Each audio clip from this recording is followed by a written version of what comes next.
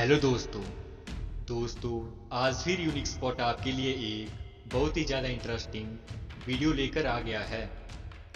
दोस्तों, जब हम रात को आसमान देखते हैं तो हमें एक पर्टिकुलर स्पॉट पे बहुत ज़्यादा लाइट दिखती है। ये लाइट ज़्यादातर मिडल और हॉरिजन के पास दिखाई देती है। इसे देखने पर लगता है जैसे उस जगह पे बहुत ज़्यादा तारे स्थित हो। प्राचीन ग्रीक के लोगों ने इसे बैंड ऑफ लाइट को मिल्क सर्कल कहा। ऐसा इसलिए क्योंकि उन्हें वहाँ लाइट दूध जैसी सफेद दिखती थी। तो वहीं रोमन्स ने इसे मिल्की वे के नाम से पुकारा। फिर साल 1610 में गैलीलियो ने पहली बार अपने टेलीस्कोप का यूज कर ये पता लगाया कि जो लाइट मिल्की वे से आती है वो रियल में अरबों तारे हैं जिनकी ही लाइट पृथ्वी तक पहुंचती है।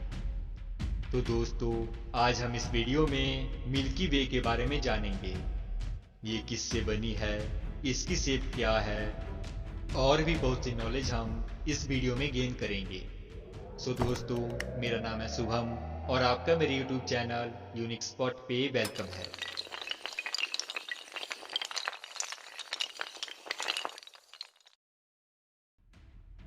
दोस्तों, 20वीं शताब्दी में एस्ट्रोनॉमर्स ने बहुत ज़्यादा तरक्की की। उन्होंने टेलीस्कोप की टेक्नोलॉजी को और ज़्यादा एडवांस कर दिया।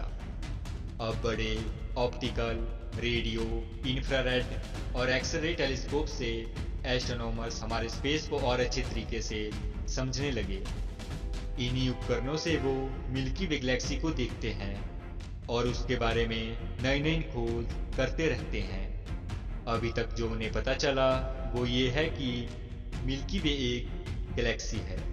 इसमें बहुत ज़्यादा तारे, गैस, डस्ट और डार्क मैटर मौजूद है जो किसी कॉमन सेंटर को ऑर्बिट करते रहते हैं। इसकी शेप स्पाइरल टाइप की है और हमारी पृथ्वी इस गैलेक्सी के सेंटर में नहीं है जैसा कि पुराने एस्ट्रोनॉमर्स मानते थे। और मिल्की वे गैलेक्सी हमारे यूनिवर्स की अरबों गैलेक्सियों में से एक है। तो चलिए दोस्तों, अब हम ये पता करते हैं कि एस्ट्रोनॉमर्स ने इसकी शेप, साइज और स्ट्रक्चर का पता कैसे लगाया होगा और इसमें मौजूद तारे कैसे चलते हैं और मिल्की वे गैलेक्सी और गैलेक्सियों से कितनी अलग है। अर्ली मिल्की वे थ्योरीज।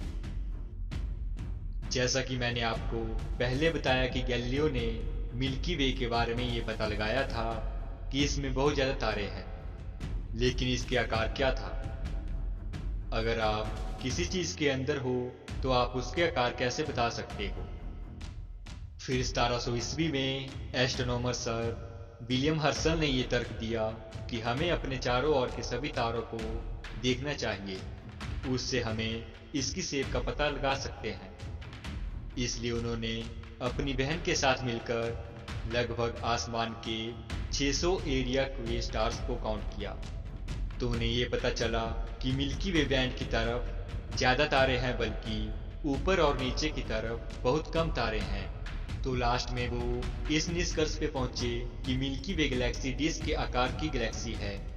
और उन्होंने हमारे सन के बारे में ये बोला कि हमारा सन इस गैलेक्सी के सेंटर के आसपास ही है। फिर 1920 में एक डच एस्ट्रोनॉमर्स ने ये बताया कि milky Way Galaxy 20 kilo parsec disc है, मतलब ये 65,000 लाइट ईयर की विड्थ वाली गैलेक्सी है।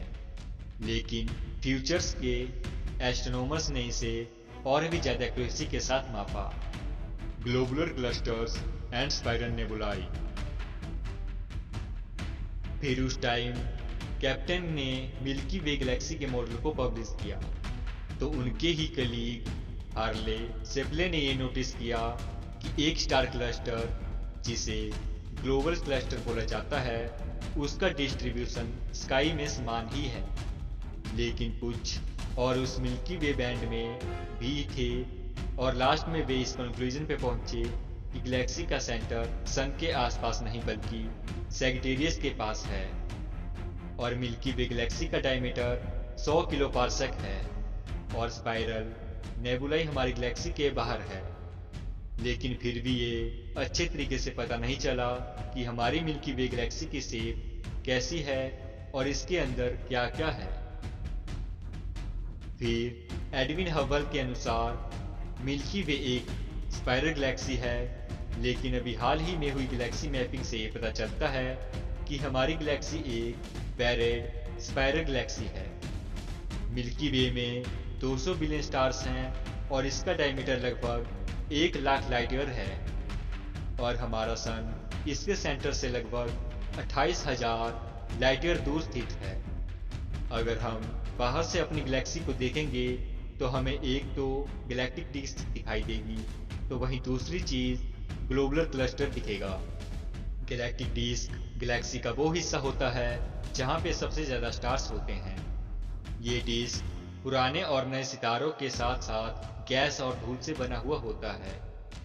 ये सितारे गैलेक्टिक डिस्क में सर्कुलर मोशन में गैलेक्टिक सेंटर की तरफ परिक्रमा करते हैं।